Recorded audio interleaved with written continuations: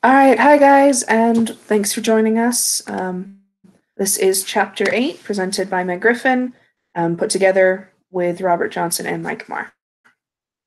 So, how to get great outcomes by integrating operations into the daily work of development. First thing we can do is create shared services to increase developer productivity. Examples can be production-like environments, deployment pipelines, automated testing tools, production telemetry dashboards, and other things. Why are we doing this?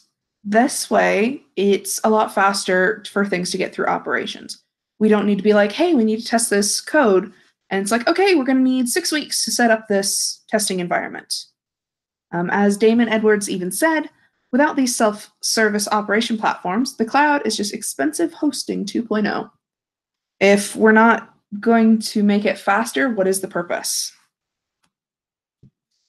The next thing we can do is embed ops engineers into our service teams. When we do this, we reduce our need on central operations. The op engineer becomes familiar with the team. Their goals are what is more important, instead of having to have central operations basically come in and have to take an outsider's look in. We have somebody who's inside and can help solve those problems and help push things forward in a helpful way. We can assign an operations liaison to each service team.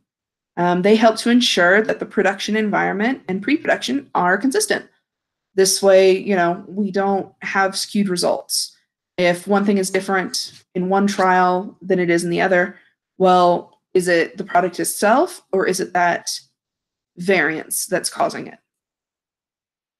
An operation liaison can be in charge of how things work. It's operability, scalability, observability. They can, find the extra needs for our infrastructure, look at launch plans, talk about why we're building things. When we integrate operations into development as well, we can get our engineers and our non-developers to work together. It helps to understand the existing culture, both feel like they have a say in the planning, makes it better moving back and forth between the teams, and everybody gets a hand in influencing how it goes. As we invite operations into development stand-ups, we get the daily scrum, which is all members of the development team start on time. They're at the same time and same place, and it's limited to 15 minutes. Anyone's welcome. And it's basically, what did we do yesterday? What will I do today? What impediments will I face today? So basically, what did I accomplish? What am I going to accomplish? What might get in my way? Some of the benefits of including ops is that the ops engineers can gain awareness of the team's activities. They might be able to help solve problems. They have a different perspective. It can ensure that the right people and resources are found, can even help prevent future problems. Again, they've got knowledge that we might not have.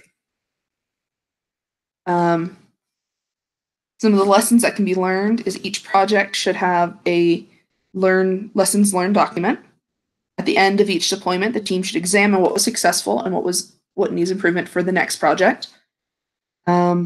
Operations engineers can help development understand the consequences of what's going on downstream. It can identify and fix defects.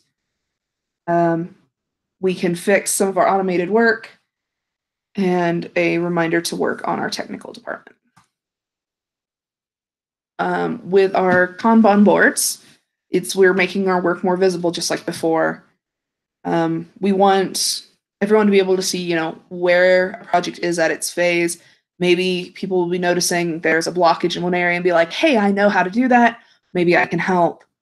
It fosters people working together, and it fosters problem solving.